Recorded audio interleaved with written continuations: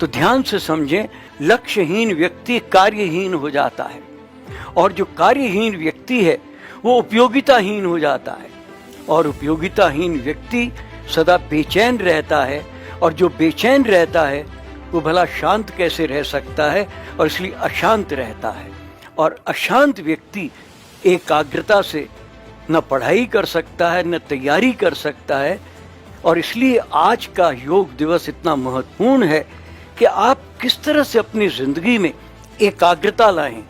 यदि आप लक्ष्यहीन हैं, यदि आप कार्यहीन हैं, यदि आप उपयोगिताहीन हैं, यदि आप सदा तनाव में रहते हैं, यदि आप अशांत हैं, तो मान करके चलिए आप अपनी ऊर्जा का, अपनी क्षमता का, अपनी योग्यता का, अपनी प्रतिभा का 25% भी इस्तेमाल नहीं कर पाएंगे।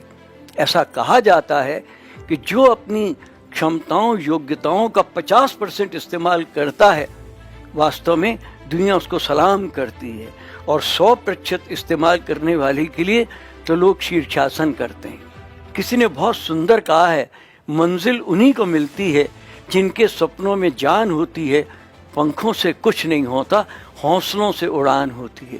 सपनों में जान होती है, और इसलिए मैं आपको ये बात स्पष्ट करना चाहता हूँ कि ज़िंदगी में अंग्रेजी में किसी ने कहा है, hold fast to your dreams because if dreams die life is a broken wing bird that can not fly. अपने सपनों को मजबूत पकड़ करके रखिए, ये आपके पंख हैं, और यदि ये पंख कट गए तो सोचिए ना आप उड़ेंगे कैसे। इसको देखिए, पुष्पा कंवर सिंसोदिया, पढ़ाई छोड़ दी। आप जानते हैं भारत में दुर्भाग्यवश लड़कियां, महिलाएं, उनके लिए पढ़ना और आगे बढ़ना आज भी बहुत बड़ी चुनौती है। स्वीकार की इसने, 13 साल के बाद लक्ष्य बड़ा था लेकिन जिम्मेदारियां भी थीं। अगली बार फिर बात करेंगे जिम्मेदारियों के बावजूद कैसे लोग ऊंचाइयों को छूते हैं। तो जिम्मेदारियां कम नहीं थीं, दोनों के साथ तालमेल बिठाया।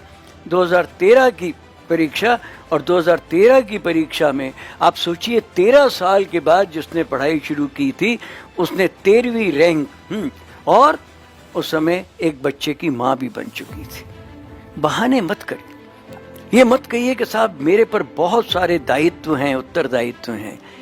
जिनके पास दायित्व उत्तरदायित्व होते हैं, वास्तव में वही समाज में कुछ न कुछ बन करके दिखा सकते हैं। लेकिन अगली बात यह है कि सपने कैसे होने चाहिए और कैसे नहीं होने चाहिए। पिछली बार हमने कहा था कि सपने मुंगेरी लाल की तरह से नहीं होने चाहिए। पिछली बार हमने कहा था सपने खरेती लाल के जैसे भी नहीं होने चाहिए। मुंगेरी लाल के सपने यदि हसीन हैं तो खरेती लाल के सपने खरे हैं। लेकिन सपने कैसे होने चाहिए जरा बीच में देखिए। सपने ऊंचे होने चाहिए, सपने उपयोगी होने चाहिए, सपने उत्कृष्ट होने चाहिए, सपने उपयुक्त होने चाहिए, और सपने प्रेरक होने चाहिए। सबसे पहली बात पर आ जाइए, सपने ऊंचे होने चाहिए। क्यों होने चाहिए सपने ऊंचे? क्योंकि किसी ने बड़ा खूबसूरत कहा है कि हमारे सपने न केवल बड़े होने चाहिए, हमारी महत्वाकांक्षाएं न केवल ऊंची होनी चाहिए, पर उन महत्वाकांक्षाओं और सपनों के साथ साथ हमारी प्रतिबद्धता, हमारी कमिटमेंट, वो भी वास्तव में गहरा होना चाहिए, और हमारे प्रयासों में कोई कमी नहीं होनी चाहिए। तो पहली बात, हमारे सपने ऊंचे होने चाहिए। दूसरी बात, सपने उपयुक्त होने चाहिए। अंग्रेजी में कहते हैं फर्स्ट डिजर्व देन डिजायर, यानी कि यदि आप अपने सपनों को पूरा करना चाहते हैं तो अपनी क्षमताओं, अपनी प्रतिभा, अपनी योग्यता, अपनी ऊर्जा, अपनी शक्ति को उसके अनुरूप बनाइए। दोस्तों, या तो सपनों को बदलिए, या फिर अपनी हिम्मत को बदलिए, या अपने हुनर को बदलिए, या अपनी हैसियत को बदलिए, या अपनी हासिल करने की शक्ति को बदलिए। First deserve then desire. यदि आप ऐसा नहीं करेंगे तो स्वाभाविक है निराशा, हताशा, तनाव होगा ही होगा। नंबर 3, सपने उपयोगी होने चाहिए। किसी की फिक्र करने की जरूरत नहीं। मुझे आईएएस बनना है। अभी आपने देखा बर्नवाल की मां नाराज हो गई, बच्चे से बात करना बंद कर दिया कि तेरे पास इतनी अच्छी अच्छी नौकरियों की ऑफर आ रही है और तू जानता है कितनी मेहनत, कितनी तंग हाली में तुझे पढ़ाया गया और तू उन नौकरियों को रिजेक्ट कर रहा है, क्योंकि उसका सपना था कि मुझे तो आईएएस ही बनना है। सोचिए आप, जिंदगी के अंदर सपने उपयोगी होने चाहिए, पर सपने उत्कृष्ट भी होने चाहिए।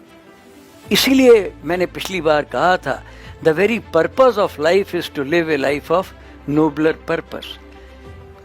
अंग्रेजी में कहते हैं dreams should not only be bigger and bolder, they should be superior and नोबलर।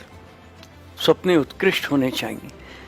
Gandhi ji को याद करिए कि यदि आपका माध्यम, यदि आपके साधन शुद्ध नहीं हैं, तो फिर आपके लक्ष्य कभी शुद्ध हो ही नहीं सकते।